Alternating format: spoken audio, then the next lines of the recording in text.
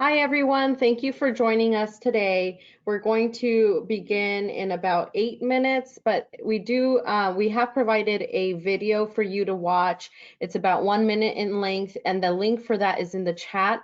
So as soon as you can, please go ahead and watch that video. We'll be with you shortly.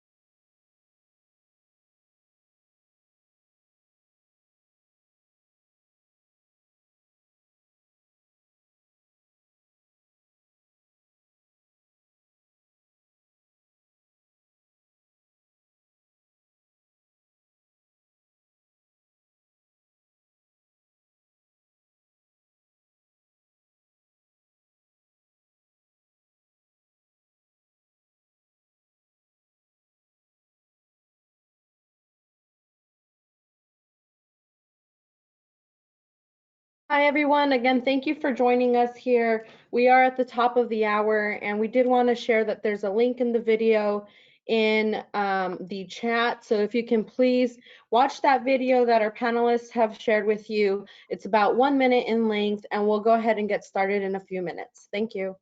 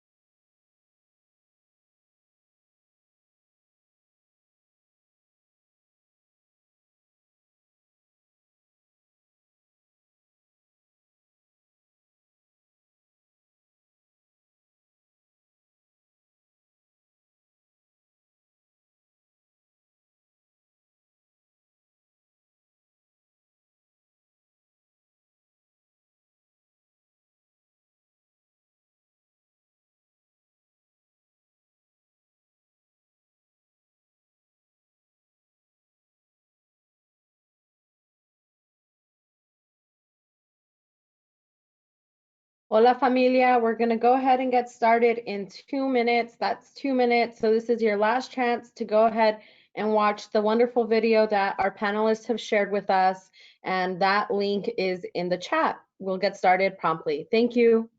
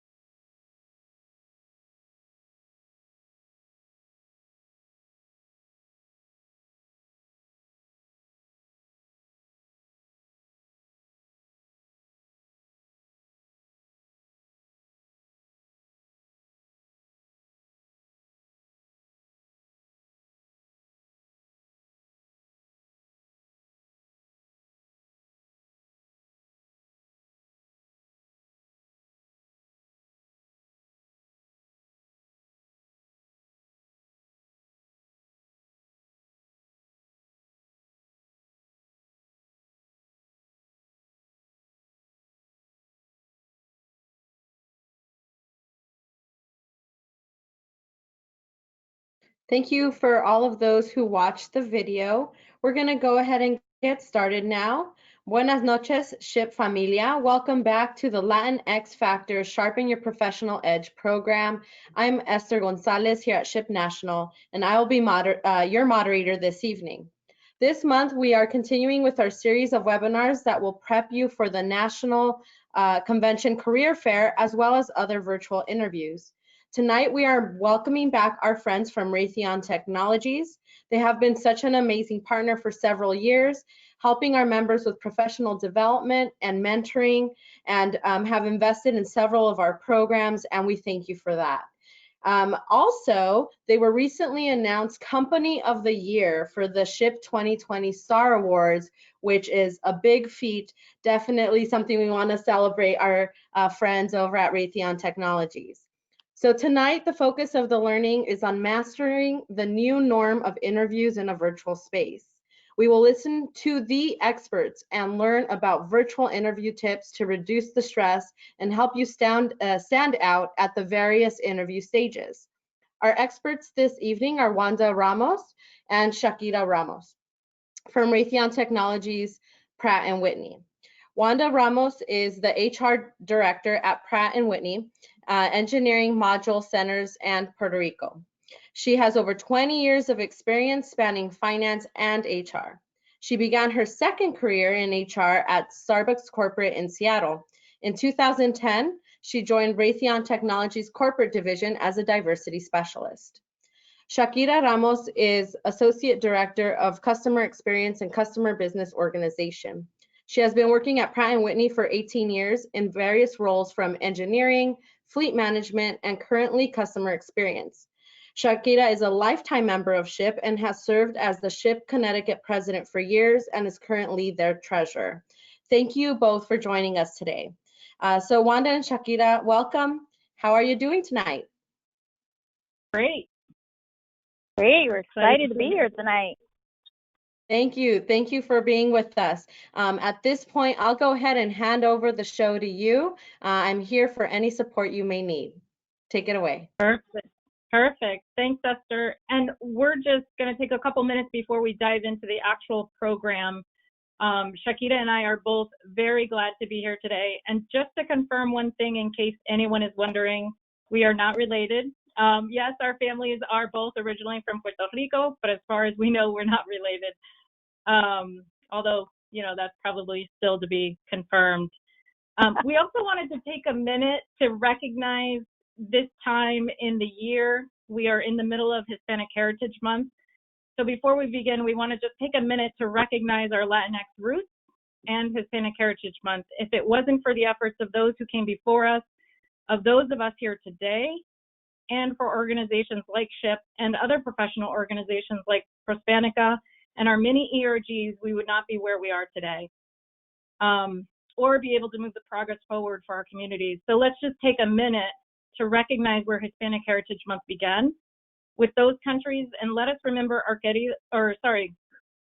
with those countries that celebrated independence yesterday: Costa Rica, El Salvador, Guatemala, Honduras, Nicaragua, and let us remember our querido lindo Mexico's independence is celebrated today, and Chile's on September 18th.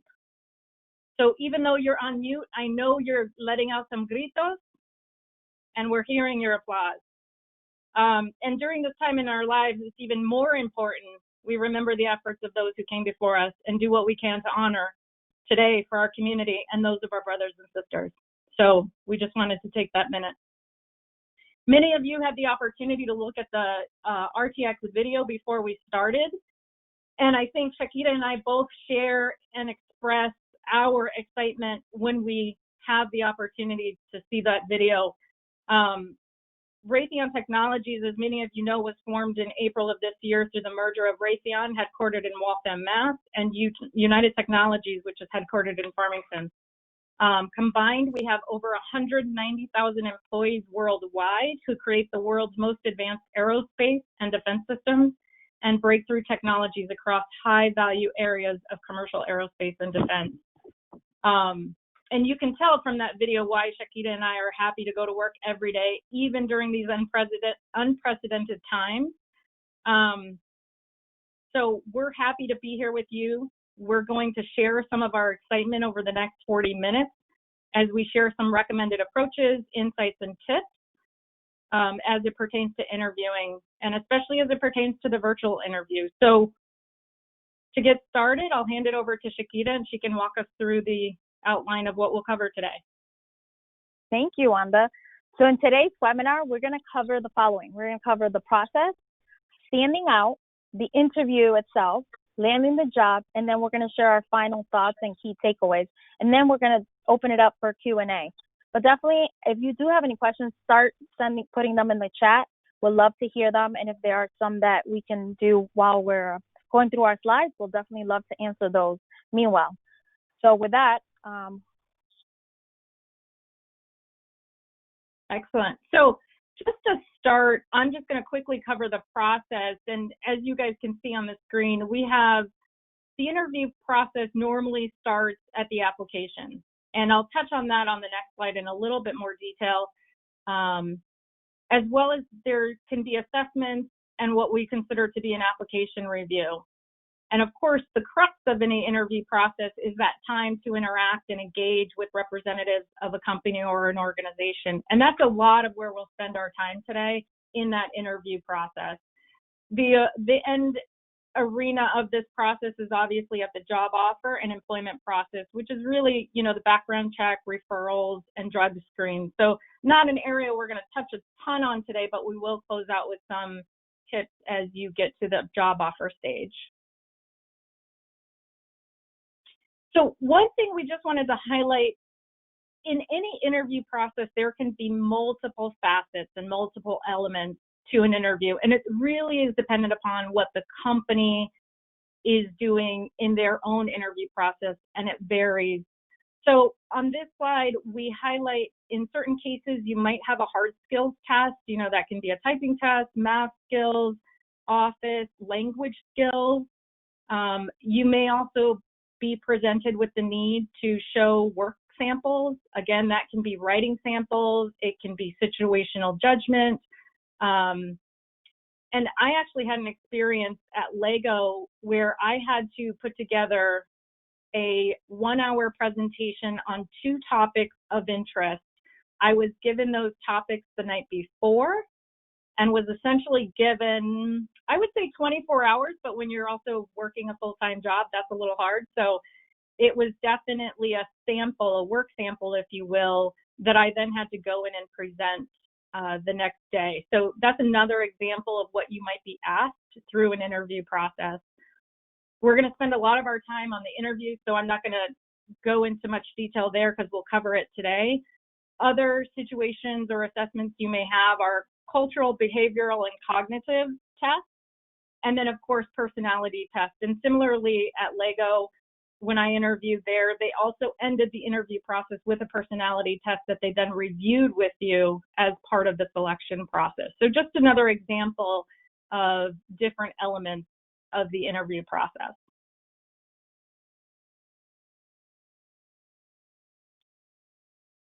So one other thing to highlight, we have a lot of social media interactions out there. And I apologize if you guys are hearing any background, but there's some noise happening outside, so I apologize for any distractions.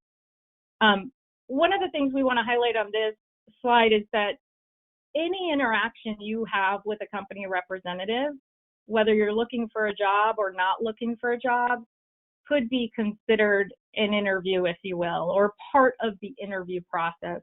So we want to highlight that as you're working on LinkedIn or posting things on Facebook or Twitter or any other social media avenue, is to be mindful that if you're in the process of looking for a job or might be looking for a job somewhere down the road, just remember as you interact with folks through those means, they could refer back to it. They could consider it part of their screening process, if you will. So we just want to highlight that it doesn't necessarily begin at the application stage, but it's any interaction that you would have with a company representative.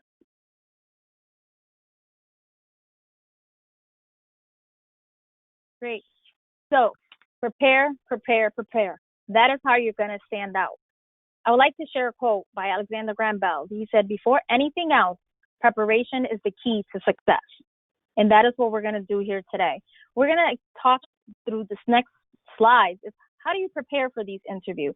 How are you going to show your best on this interview? So first and foremost, like we said, preparation is everything. You're going to update and print your resume and have it reviewed. Share it with your peers, share it with others, have them review. Wanda's going to walk through that in the next slide a little bit more, so more to come on that. Examine the job description and your qualifications.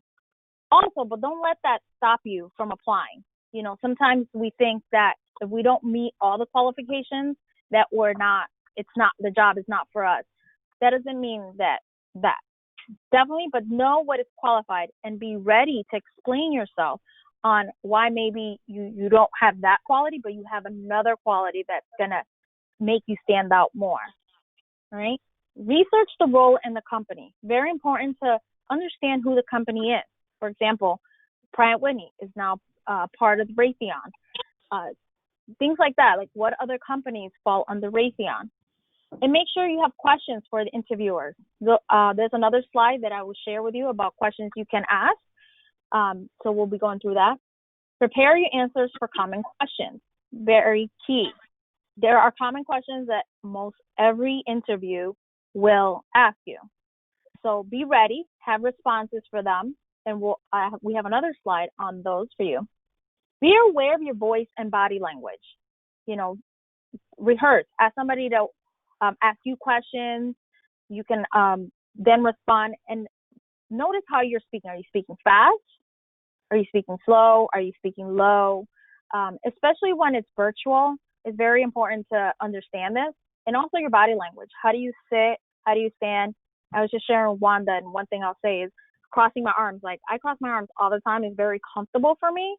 But in an interview, I have to be cognizant of doing it because it may look standoffish, you know, or that I don't care, or, you know, it's a different perception that they may have. So I try not to cross my arms when I'm trying to do an interview or have an important meeting, especially virtually. So be aware of your body language and your voice. So prepare by rehearsing, asking somebody to sit with you, look for a mentor, peers, dress for the job. You know, we want to present tonight. We all got dressed up. Make sure that you dress, but also ask kind of what the culture is. It's okay to ask your recruiter, what is the culture? What do they recommend? Because there are some companies that say, you know, you can definitely come with jeans, but whatever it is, always just be your best. You know, even if they allow jeans, don't come in with ripped jeans. So dress for the job or dress for what you want. So sometimes they say, you know, you might be coming for a manager job, but you want to be an executive in the future. Come dress as an executive. Show them the potential and show them the best that you can be. And also be authentic. Be yourself, but be aware of things like I talk with my hands a lot, right? And sometimes I have to be aware of that. Even though that is who I am, it doesn't take away from me, but I do have to be that aware that it can be distracting to other people. So be authentic, be yourself. Shakita, just one thing I was going to point out on the prior slide as it related to, you know, be aware of your voice and body language. Another thing, you know, and I'll use a stereotype for Latinos, sometimes we're told that we talk fast. And so if that's feedback that you've received, make sure you're cognizant of that. Like Shakita said, that you have take the opportunity to practice, especially responses that you're really excited to share. Make sure you practice slowing down and explaining what it is you want to explain. So just an additional point on that piece. So the resume, everybody's favorite action as it pertains to preparing for your interview. And a lot of people may think, you know, in today's world, the application tools that are out there will cover you when it comes to resumes. And what I will tell you is that, you know, being on the HR side of the house, resumes are still leveraged. People still ask for them. We're looking for them, and we still attend to them in the way that we have in the past. So I would say that the only thing that's really changed about a resume is how they look and the format. But the utilization still exists for a resume. So it's really important that you spend some time there. What I'll highlight here is that you want to make sure you include only the most relevant information. Put that information first. If there are folks on the call who have been in your career for 10 years or more, additional guidance is that you normally don't include information about work history that goes beyond 10 years. So normally you're trying to keep it to one page. If you're further along in your career, it's probably two. Just make sure you're not using dated information that's not applicable to your current goals. Make sure your content describes how you contributed to a job, not a list of roles and responsibilities. I've looked at a number of resumes, whether it's friends asking me to review them or just resumes that I've received for jobs. And they really, at times, people will lean on just listing their job responsibilities. That doesn't tell me anything. That tells me about your job and what's required. It doesn't tell me how you contributed. So that's really important that you're talking and highlighting in a brief statement how you contributed to the job. So that's another piece. Don't make them too lengthy, brief enough to get people excited. Leave some of the details for the interview. I do encourage people to review resumes online. I mean, we have so many tools out there today. You can see samples. What I would say is be cautious. Make sure you're paying attention to what's in there and that it's relevant. And if there's anything that you can gain from reviewing that, you know, and figure out a way to incorporate, definitely do that. But there's so many tools you can take a look out there to see how others are presenting themselves via their resume. The other thing I'll stress is, you know, your resume, when someone goes to pick it up, it's a representation of how you organize your thoughts and your attention to detail. I picked up a resume the other day, and the first thing I did was sit back and say, wow, this is a lot of information. Because on the one hand, they're trying to make it new and appealing in a marketing way, but it was a lot of information in a lot of different formats. So just that's the importance of making sure you share your resume with people, get feedback, have others look at it. Make sure that when you're listing past experience, you are using the appropriate tense. A lot of times we rush to update our resume and then we forget that our most recent job needs to be in past tense. So again, pay attention when you're updating your resume to make sure that it's reflective of what's current and what's past. And then I won't stress it enough, I'll probably repeat it some more, but you really can't review and edit your resume too much. You know, it's amazing how a comma might be missing or a spacing might be off, and it can throw the whole look of your resume. And again, just have others proofread your resume. So very important.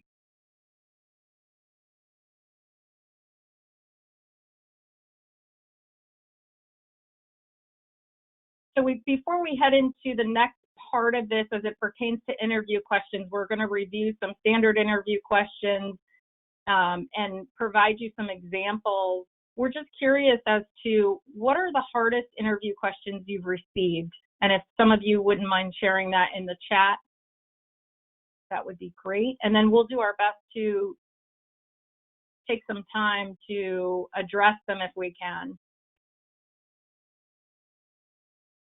Esther, All right, so while you're doing, go ahead. Sorry, Christina, I was just wondering, Esther, is there a way for us to see what the participants are typing in?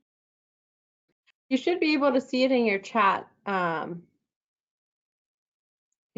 box as soon as they start typing in here. And can we go back to that question one more time? I don't see it anymore on here. I'm sure our participants. So the question again is, what is the hardest interview question you have received? And if you can go ahead and share that in the chat.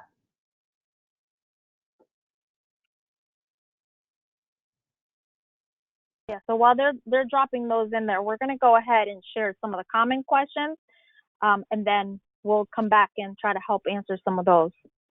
So some of the commonly asked questions, these are the questions that most companies are going to ask you. So again, prepare. Have answers for these already. One of the most popular, which is the third on the list here, is tell me about yourself, right? This is usually an icebreaker that's going to intend to make you feel more comfortable and to provide the hiring manager with insight about who you are and your personality. And to determine if you're a good fit for the company and the position. So be prepared to answer that, have a response already ready, and don't ask them, what would you like to know? So I've seen that, right? People come and like, tell me about yourself. And some people say, well, what exactly would you want to know? So have a response ready and to share who you are, and this is your time to share your personality and explain to them who you are and why you would be a good fit for this company, right? Another question they might ask you is, why do you want to work for the company? What are your future career plans? Why did you choose this particular field of work? And then they might ask you to describe a past situation where you encountered a problem and describe how you solved it. And Wanda's going to walk us through some more behavioral situational questions and help you prepare for those. But these are very commonly asked questions that you should have responses to and be ready for at any interview. Our favorite, the question that is always asked sometimes is, what is your weakness or your greatest weakness? Right? So what I will offer you is take the following form. First, don't let this question intimidate you or throw you off. You should be prepared, right? We talked about it before you go into the interview. You should be prepared to answer this. One step I would suggest is you first reiterate your strengths, then note the areas where you do not have strengths. So I'll walk you through an example that I have for you, but reiterate where you do not have strengths, not your weakness, but where you do not have strengths. Talk about how you manage the associated risks and shortfalls, and then end on a high note. So I'm going to walk you through a quick example to see how it could be used. So for example, if somebody asks, what is your weakness? Well, as we discussed, my strengths are in building teams that can executing strategy and communicating. That involves excellent strategic and operational skills, team building, organizational development, as well as a strong communication and motivation skill. You do want to keep this brief, just so you don't want to go on and on or try to avoid the question, but do share with them a little bit about your strengths. Then you continue. The areas where I lack strength are in a visionary technologist and being a deep financial analytical person. The way I can overcome this is that when I build a team that can execute, I make sure to always have or recruit a strong technology visionary and a strong financial analyst. No one person can be good at everything, but a team can. In this manner, I make up for my own weaknesses by putting people on my team who are stronger in those areas that I could ever dream of being. And I create an environment where they can truly thrive, because creating a productive work environment is a strength of mine. So again, the benefit of this approach is that you're not avoiding the questions, and you're providing a good answer, and at the same time sharing some of your strengths again, but also sharing where you lack some of your strengths. Also, as we progress, many other companies are trying to get away from that specific question. So this question may take form in other ways. The other form of the same question would be, tell me about a failure in your career and how you handled it. Tell me about a time you were wrong or made a mistake. What did you do about it? Tell me about a time when you really struggled with a work situation or project. What happened? What did you do about it? Tell me about the most painful surprise in your career and what you learned. Tell me about a time you had to manage a very difficult or unfair situation or difficult person. So these questions could basically try to get at your weakness, but they might come about it in a different form. Anything else you want to add, Wanda, about this? Well, interestingly enough, through the chat that Esther had, one of the questions that came through in terms of the response to our question was, what is the least favorite part about your last employment? And, I've actually never heard that question, but it falls into this greatest weakness category, in that how you answer this is going to be telling to the interviewer. So obviously they're trying to see how you approach it, what you highlight, how you reference it, and everything to what Shakita just said, making sure that you know how to turn it into a positive, because obviously there's negative connotation to how they ask the question, but the real ask is, how do you make it a positive situation in terms of, again, what is the least favorite part about your last employment? So that's a great question, and one that is worth practicing how you would answer it, for sure.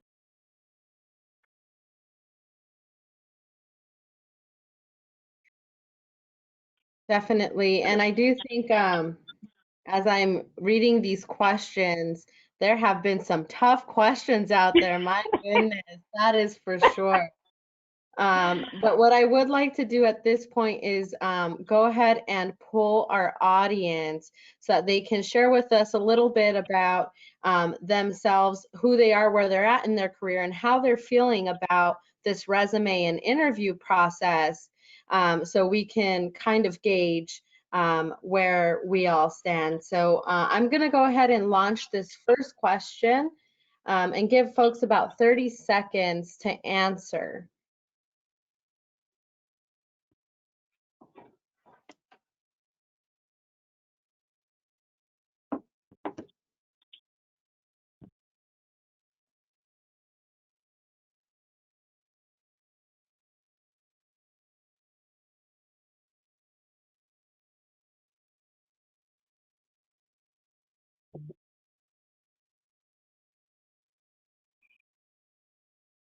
Please go ahead and get your vote in. We have about 10 more seconds here.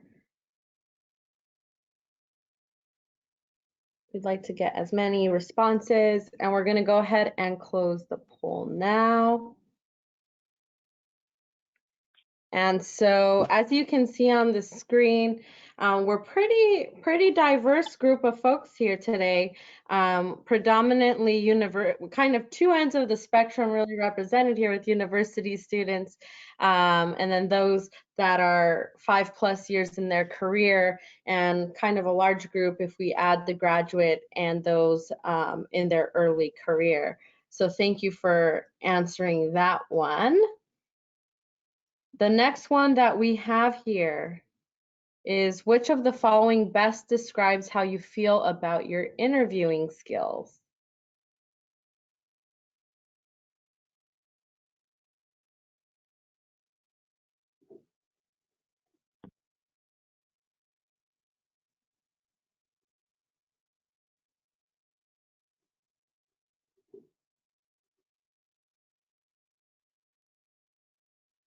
Just another 5 seconds here.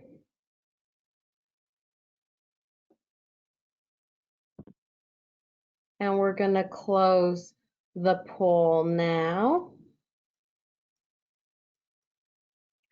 So a lot of us feel somewhat prepared and that we will somewhat perform well in interviews, but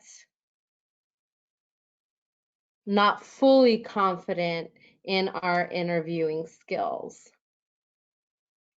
And Esther, just to add to that too, you know, one of the things, as someone who both interviews candidates quite a bit and who has had quite a few interviews myself, I take the same approach each time. So while we think we're good and we can handle it, there's never too much preparation that you can do. And believe me, it always pays off, because you're worried less about what questions are going to come at you, and you're focused more on what does the company have to offer? Could I see myself here? What other questions do I need to ask as I'm engaging? So the preparation allows you to focus on that conversation. Absolutely. We have one last question before we continue here with our presentation. And this one is in regards to what best describes how you feel about your resume content. Does it represent you well, somewhat represents you well, or it absolutely does represent you well?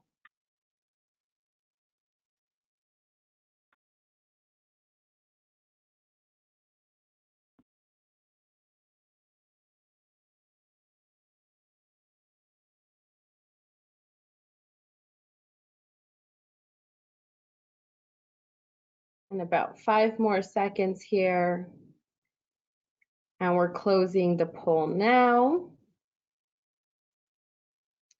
And it looks like the majority of us feel that our resume either somewhat or does represent us well. So looks like we have a little more uncertainty in the interview process than our resume content. So it's wonderful that we have this expertise being shared today. And I would just remind everyone that if you do have questions as the presentation is coming along, go ahead and keep on typing those in the chat. We are monitoring those. And as time permits, we will revisit them at the end of the presentation. Back to you. Perfect. Thanks, Esther.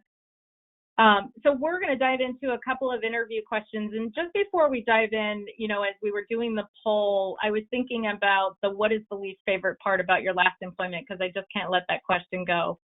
And, you know, one example of how I might answer that question, you know, one of the reasons I returned back to what was used to be United Technologies, now RTX, is because of the talent that we have in our organization, honestly.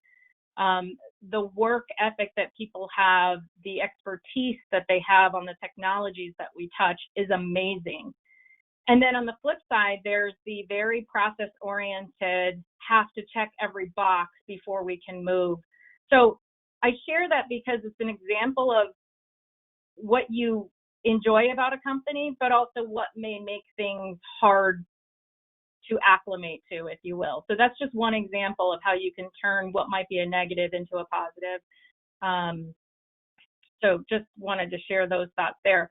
Now, a lot of times people get tripped up about what are the types of interview questions that'll come my way, and you've probably heard situational and behavioral. Yes, we'll break it down for you. Situational questions, as it states here, could be hypothetical questions about what would happen on a job. You're asked to assess the situation and provide solutions on how you would manage it. And we'll walk through some examples. I won't leave you there with just that. Behavioral questions are used to assess past behavior. So instead of asking a hypothetical question, you might be asked, describe a time you were under a lot of pressure at work and how did you react and manage? They're looking for what behavior did you apply in that situation, or how did you solve it? What did you do in that situation, in that real life situation? Whereas as it pertains to situational questions, they're going to provide you the situation and ask you how you would handle it. So just some variance there on that question. Top tip, you know, and I think there's a theme here that you're hearing: be prepared. Practice. Think about situations that you've been in that you would want to provide as examples for behavioral questions, and think about what you might get asked for that particular role. What situations could be presented to you and how might you answer them? And a lot of times, situations that you're given, you've probably experienced yourself, so you can turn it into something personal rather than just answering how you would handle a situation. But the key here is always to be prepared and understand the position that you're applying for and what they're looking for in terms of qualifications. Of course, a lot of that has to do, go back, think about major projects, events, and accomplishments in prior roles. And for those of you who are students, think about project teams. You know, how did you work with the group? How did you overcome issues? What situations did you run into? You know, what behaviors did you have to exhibit to really get the job done? You know, revisit prior performance reviews and job discussions. Some of the best information you can provide an interviewer is feedback you're getting from your direct boss and how you're addressing that. So, you know, when we say think about performance reviews and job discussions, asking for feedback can play so many roles. It can also play a role in your interview. So definitely consider that. We'll talk a little bit about the STAR method on the next slide, or the next couple of slides, and then develop a few short stories about specific examples where you solved a problem and how. Most important, again, is to have a clear understanding of what you did. One of the worst things you can do to answer a question is talk about what the team did, what the group did. If you can't articulate how you contributed, how you collaborated, and what you did to help the team, it's a red flag. So just keep that in mind. Make sure you can hone in on what you contributed to solve problems. So I'm going to quickly touch here because we want to make sure we leave time for Q&A, but the STAR method is really just an outline of what you can do to prepare as you think about past experiences. And again, this is really thinking about true experiences that you've had. It's not necessarily thinking about all the hypotheticals that you could be asked, but really, what are situations that you've run into at work? You know, what tasks were involved with that? What action, again, what action did you take? And then what was the result of that? And so again, this is just a format that you can do as you sit down to prepare to write through the STAR process. Again, what's the situation? What were the tasks or deliverables? What was the action you took? And then, of course, what was the result or outcome of that situation? So we're going to walk you through just two examples. One is a situational example and one is behavioral. And you'll see where they can overlap, and we'll get to that. But if you had if the question was that you were presented in terms of a situation, if you have a deliverable due to your boss on Friday and you receive a new deliverable also due Friday, but you know you may not be able to complete both by Friday, what do you do? Again, this is something that an interviewer could present to you.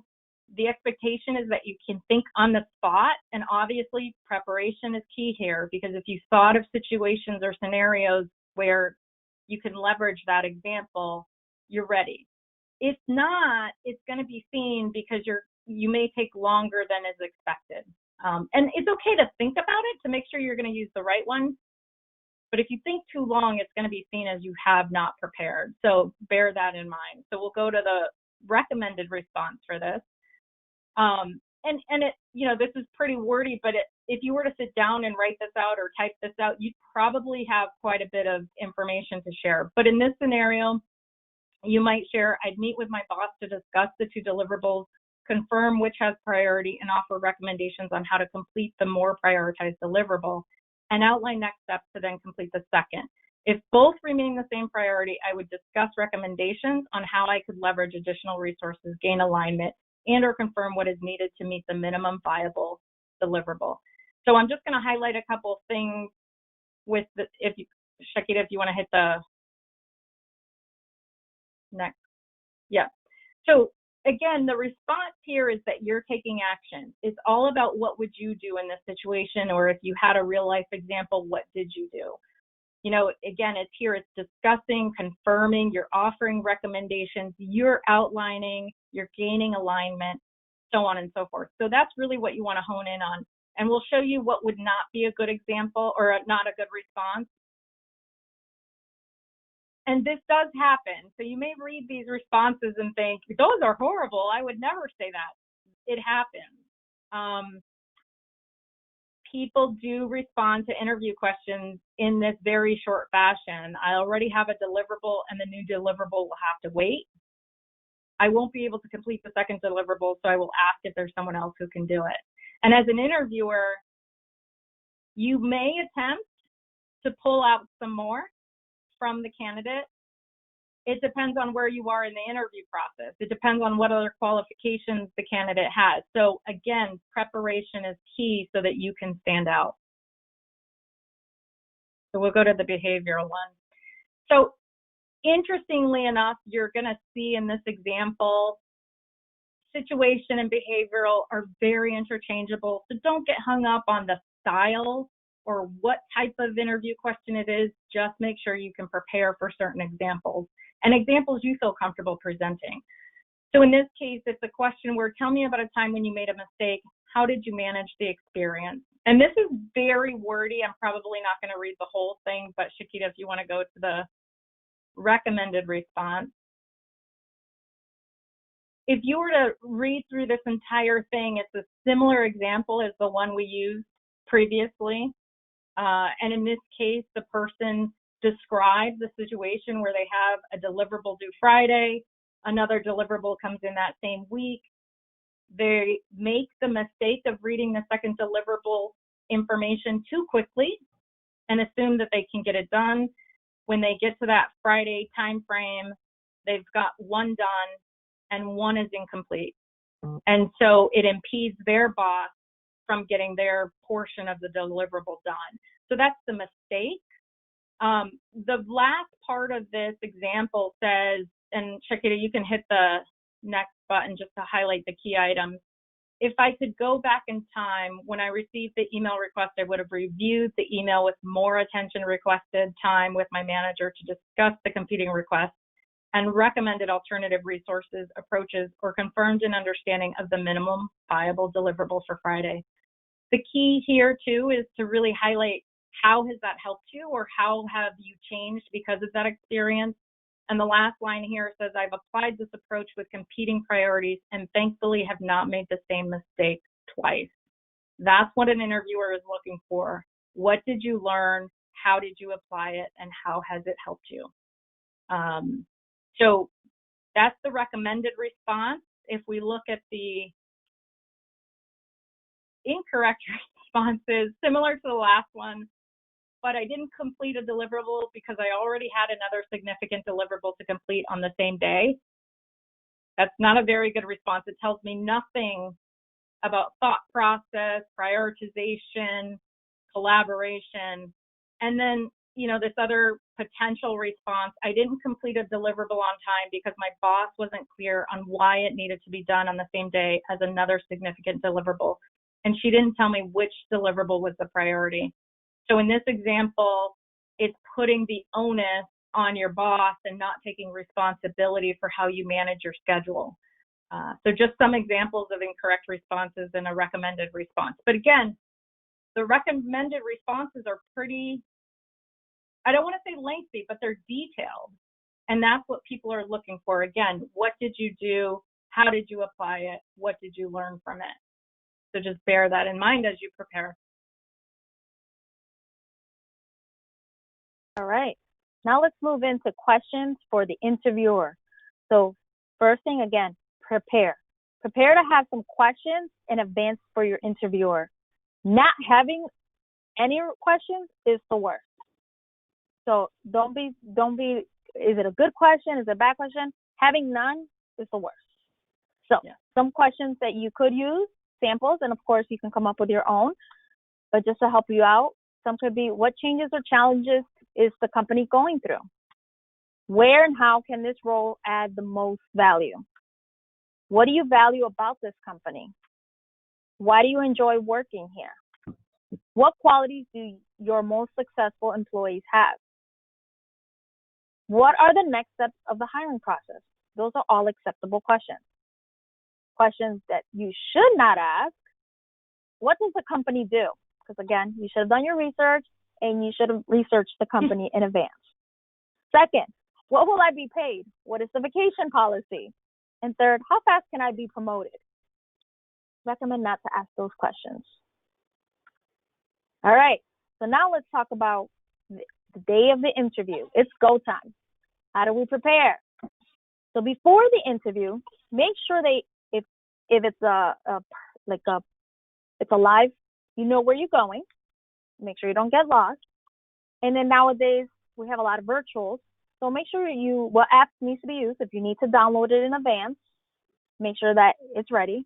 Make sure you test the technology ahead of time. Don't test it 5 minutes before, because I've had issues where the camera may not have worked or the speakers do not work. Test them the night before, if anything, or a few days before. Make sure your technology is fully charged or have it plugged in if you're using a computer, a phone. Make sure it's all plugged in and has enough batteries to get you through the interviews. Ensure your virtual interview space is void of distractions. That's very important nowadays, especially since a lot of us are virtual. Make sure you're not going to have a space where people are going to be walking behind you, or there's a window and people can see the dogs outside running around, kids running around, because it can become distraction for the interviewer. So please make sure to look for a space where it's going to avoid many of those distractions. For example, today, even though I don't have a great wall and I have a TV in front of me, this is the best one because I don't have my family walking behind me. Because nowadays, since everyone is virtual, they're so used to me being on virtual that they don't even care anymore. They just walk right behind me. So I made sure not to do. So I had to set myself up in a different angle. And also silence your phones and other devices during your interview. And most important, be on time, be on time, be on time. Remember, first impressions count. So being on time is part of that impression. So don't be late. During the interview, especially now that we're virtual, it's okay to have a copy of a resume, interview questions, preparation notes. You can have notes with you, and questions for the interviewer printed in front of you. Somehow be prepared. Sit up straight. Again, we talked about voice and body language. Speak clearly and slowly. Avoid crossed arms. Remember, I told you this is mine. I love crossing my arms. So be aware of avoiding those crossed arms, either virtually or in person. Use head nods and attentive facial expressions. Make sure you're paying attention to them. Stay focused on the interviewer and look for their engagement and facial expressions and listen for their tone. If you're having a panel, make sure you are looking at them. I know it's a little hard to do it virtually, but you can still look and be engaged on the screen. Don't do this during your interview or start looking at other things. So definitely keep your attention and focus on whoever is interviewing you. Awesome. So one of the things that you should also be cognizant of is that after each stage of the interview, it's a continuation. So it is still recommended that you send a thank you note. Email is fine. Within 24 hours is ideal. You're looking to express your appreciation and, of course, your continued interest in the job, and most importantly, how you qualify or what might put you above other candidates. So use that thank you note to also reiterate certain things, either that you couldn't emphasize in the interview, didn't have enough time to cover in detail. Use that thank you note to your advantage. Follow instructions. So if you're given instructions to follow up with someone or to provide additional information, make sure you do that. It's also a representation of how you have attention to detail, and if you're following up and if you're listening too. And of course, be patient. There's so many times I get calls from candidates or friends of, who have gone through an interview and they're saying, is it too early to follow up? Is it, why is this taking so long? A good rule of thumb is that if you haven't heard from someone in a week, contact them, check in, let them know you're just checking in. It's not anything more than that. It's just to understand where they are in the process. A week to 2 weeks, and after the second time, you may want to hold off, but I would say at least 1 to 2 check-ins after that first interview or the series of interviews. The other thing is make sure you don't lose sight of the fact that you may be called back for multiple interviews, especially in today's environment. There's tons of candidates. And so make sure you're always preparing. So if you end an initial interview, and you've asked the interviewer, what are the next steps? And they say it's a potential second interview. Make sure you're sitting down to prepare. Like, what didn't I cover? What could I highlight more? Now that I know more about the job, what do I want to emphasize? And how can I really drive home that I am the best candidate for that job? So just bear that in mind, that the interview continues after the first. All right. So next is you landed the job or about to land the job. So first thing we always tell people, you don't have a decision to make until you have a decision to make. I see many people calling me, well, what if I don't get the job? What if I get that job, but I also am getting a job offer at this other company? What do I do? So people start stressing out. But remember, you don't have to make a decision until a decision has to be made. So don't stress that part out. Just be fully attentive and ready to continue in the process. And then when you're offered the job, then you make that decision. You weigh the pros and the cons, and then you can make an informed decision. Again, also take the time to evaluate each other and carefully compare employee benefit packages. Definitely, I would recommend you definitely look at the employee benefit packages and what it's included. Money is not everything. There's many things that companies can offer you that can outweigh the money. So don't just compare money to money. Also compare what is the total package that they're offering you. Do your homework and research the company and its organizations and teams. Is this a company I want to be part of? What benefits, what groups can I be part of? Is it going to help me grow professionally? Are they going to support X, Y, or C? Research the company. Negotiate. The benefit and perks you've been offered are important, and some perks can be negotiated in a job offer.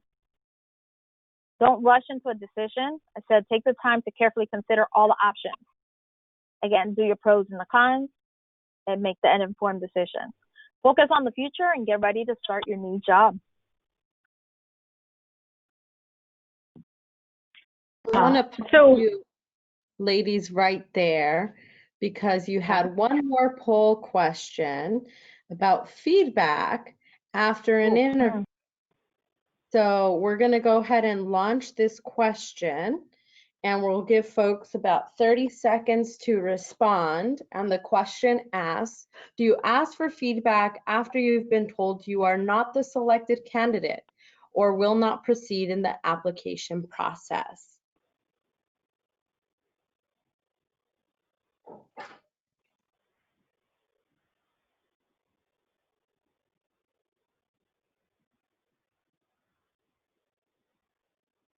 We'll give folks about 10 more seconds to respond.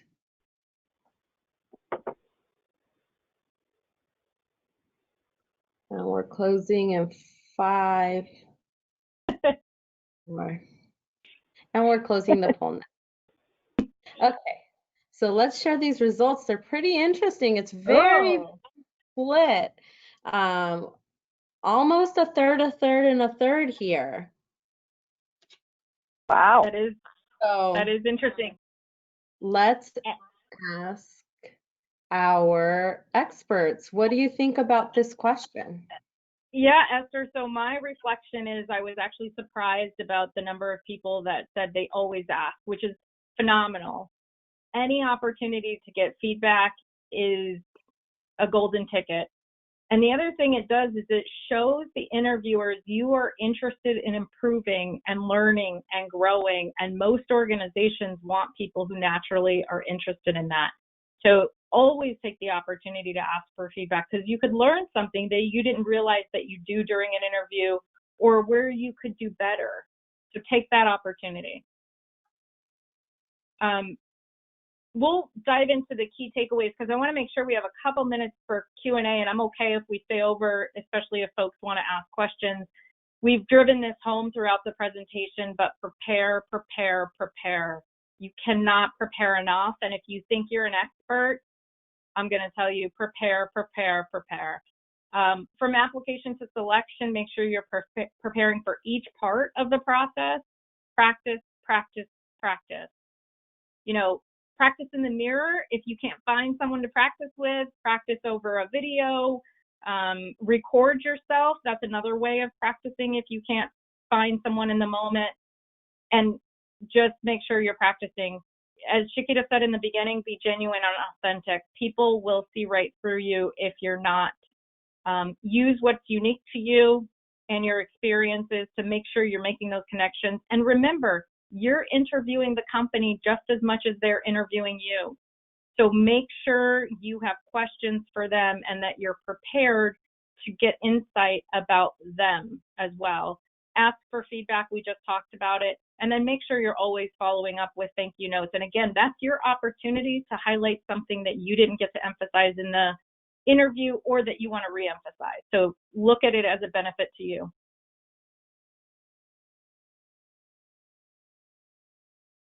Oh, and Esther, we'll just take a second. One of the things we posted on this slide is that Raytheon Technologies, as of 10 a.m. this morning, had close to 4,000 jobs posted on their external career site.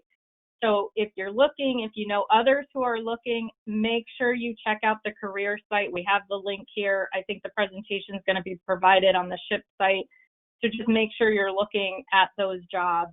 And they change readily, so make sure you set up those notifications so you can be notified when new ones are posted. Wonderful. Thank you for sharing. Wanda and Shakira, thank you for sharing your contact information here as well. And I do want to get to these questions. So if y'all are okay for staying maybe 5-10 minutes over time, we have some really great questions that have been coming through the question channel throughout your session. So the first one is, and some of these are tough, I'm going to warn you. On either side of this, they're tough to answer. So Wanda can have them all. Wanda's going to have them all. So the first one is, what is the polite way of asking whether the interview is just a check in the box for them? I've been on interviews where they seemed uninterested from the beginning to later find out they already had someone else in mind, but were just going through the motions. So the immediate thought that comes to mind for me is that as soon as you're closing on that conversation, or depending on where you're starting in the process, if you've had a couple conversations and you're getting that sense that this isn't going to go anywhere, why do we keep talking? It's okay to ask them, where are you in your candidate search? Do you have some top candidates you're considering? What do you see after a discussion with me? It's okay to ask that. I mean, there's nothing wrong with understanding how they're coming into the conversation with you, because the person, if you're getting that sense, it could be that, or it just could be that they're not organized, or maybe even sometimes the jobs change in the middle of a search. The leaders come back with different needs and requirements. And so that could be part of it too. But if you open up the question, you might get what's really behind some of that uncertainty. Wonderful. Thank you for that answer. And yes, that is a tough one for sure. This one, I think anyone who's applied to a job has kind of encountered this. And the question asks, when you're applying for a job, you're submitting a resume, and many times the job application asks about your work experience and educational experience. To what extent do I repeat the information in the resume, or what makes the information going into the job portal application different?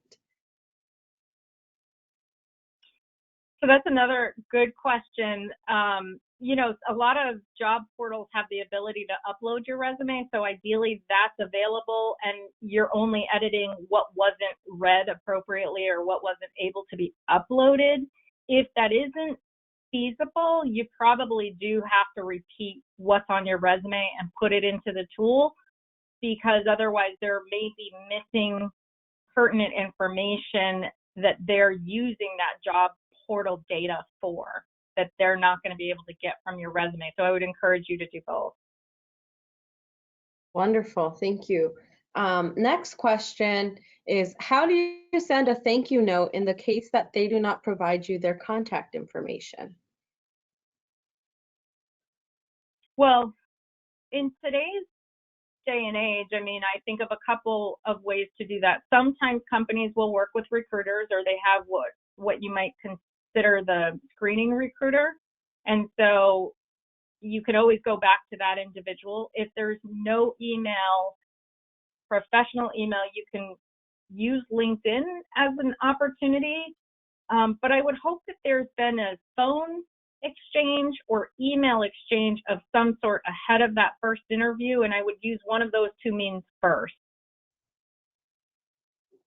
Yeah, I've also, what I've done is I've had the contact, like you said, the recruiter's contact, and I didn't get the information from anyone else. They didn't provide a business card or anything. So I personally sent her all the letters and asked her to share it with the people that interviewed me too. Yeah. Great, great. Next question.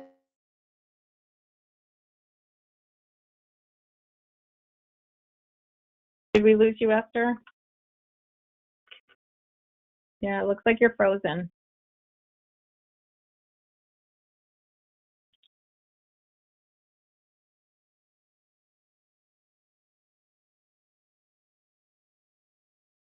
Uh-oh.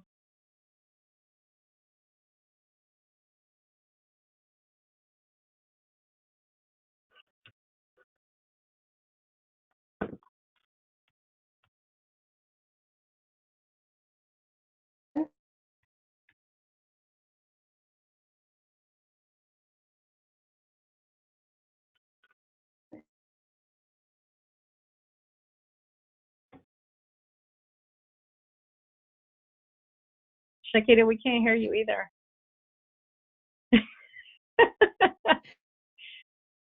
I gotta love technology. I know. Oh, she's unfreezing. Little by little. I know.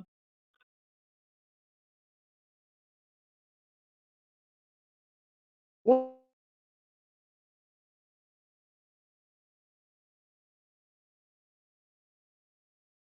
And unfortunately, we can't see the questions in the chat for some reason. what?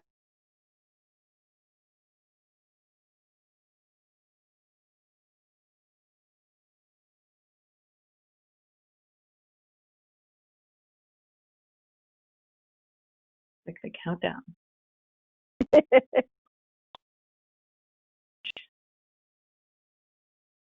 Poor Esther, we were doing so well. At least we got through everything else.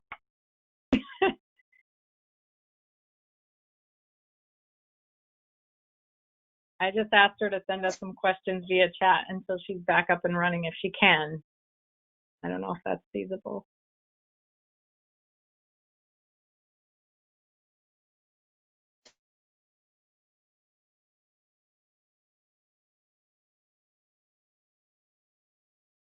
I think we can also tell people they can contact us, right? Yeah. Their questions. Make sure you take the email down. Our email's on there. Feel free to reach out to us.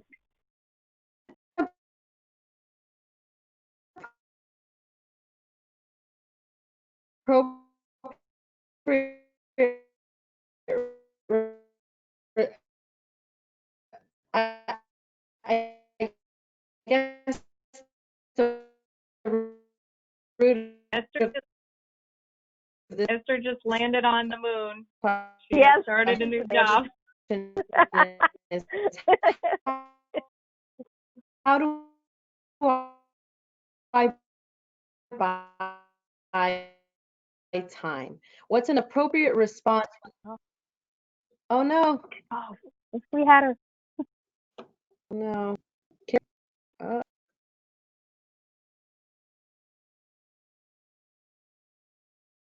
We're losing people. I know. And the questions were getting good. I know. You were on a roll. Is that another You know, computer? maybe we should just host Ramos Recruiting Hour, and we'll just answer questions. Are we good? I can't hear you. Oh, better. We got you now. I switched to another laptop. I think that might be record time for doing that. Wow, we just thought you landed on the moon. We're good. Uh-oh, did we lose her? Lost our audio. Can't hear Here we you. go. I'm back, I think. Oh She's back from boy, outer space. back from outer space. It was a quick trip, y'all. That's for sure. So All right. any other hot ones? Esther? Yeah, let me look through any other hot questions that we had come through here. I do think relevant to our members specifically, one question is if you have any resources or advice for preparing for technical questions. Oof. That is something that we talked about, and I think it's an area that I would probably have to look into personally. I think similarly though, with everything that we've talked about here, it goes back to preparing. So whether it's a technical example or walking through a specific technical example, it's being able to describe that to any audience. Because remember, if you're having to review a technical response or answer some technical components of a job, your interview and those questions may be with non-technical people. So again, bear that in mind. Be able to describe what you've done and how you've done it, both in a very technical facet and then non-technical, if you will, depending on who you're talking to. So just something to bear in mind as you think about technical presentations. Shakita, any thoughts on your end? Yeah, I think I've never been in an interview where it's super technical. They will ask you about your projects or what have you done and what have you learned, but I've never been where it's super technical. It's not like a test in college, right? But they might ask you for some work samples or projects, so things like that, I would say. Yeah, Definitely. I have two last questions, and each for specific groups within our audience here.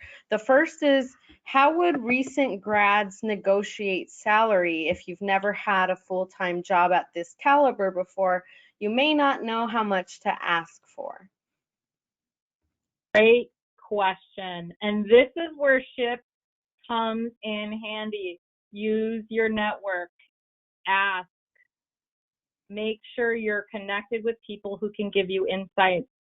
In today's day and age, ideally your recruiter and or your interviewers at some stage of the process should be able to give you a range. But if you bring a niche technical skill, or you've worked on projects in your educational background, or you've had internships that give you a leg up, you got to use that to make sure you're getting the best offer available. And I would just hone in on use your network, whether it's SHIP, whether it's former bosses out of internships. Use your network. Use people who have been in those positions, especially in the past recent years, and get an understanding from them as to what they think would be good. You can also research online. You got to be careful with that. Don't get sold on a number you see online, because that could have so many different inputs to it. Absolutely. The last question we have here is actually for our professionals that are already in the workplace. And it reads, oftentimes companies make mock interview sessions available. Do you recommend that we attend these sessions within a company that you work for? So I just want to make sure I'm clear on the question. So they're asking if they should attend mock interview sessions at the company they're currently employed at? Yes. Oh, I've actually never heard of that.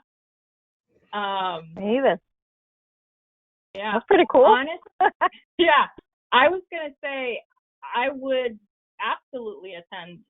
Again, it's another opportunity to practice, to prepare. And internal interviews with internal candidates can have a slight twist to it. You might think they're less formal, less preparation needed. I'm known, I'm in an ERG, my work speaks for itself. You got to prepare. So I would absolutely go for that. And we've done it with a lot of colleges, but I've never heard of it done internally to a company. And so if it's at your college, definitely go, right? Yes, absolutely. Yes, I've heard that a lot of companies are tracking all of the touch points. Anytime you interact with somebody from a company, they know about it. So definitely do that. Okay, well that I think concludes all of our questions. This was a wonderful session. I know a couple things that I hadn't thought about. The qualifications in the thank you note, that's really brilliant, and I've never done that. I've applied to a lot of jobs, so that's very helpful. And the questions for the interviewer, you know that they're always going to ask if you have questions. I've never gone to an interview and an interviewer doesn't ask me, do you have any questions for us? And for some reason that just always stumps us sometimes, right? So definitely taking that list also. So I would like everyone to join me in thanking Wanda and Shakira. Bravo, thank you so much. We appreciate you both sharing such valuable knowledge with us. The video will be posted on our site. If you have any questions, you can always reach out to us at programs@ship.org. We greatly appreciate our partnership with Raytheon Technologies, Company of the Year this year. Yes, yes. Join us September 30th for a great show with Honeywell and learn about job opportunities with more prep strategies specifically for the career fair. Ship Familia, please remember to take our survey. You will receive a thank you email with the survey link. That's how this gets better every time we do it. And the last reminder is that in order to find the recording, you actually go to ship.org in the programs tab. So we're signing off from Ship National. Buenas noches. Have a great Buenas noches. week. Buenas Bye-bye. noches.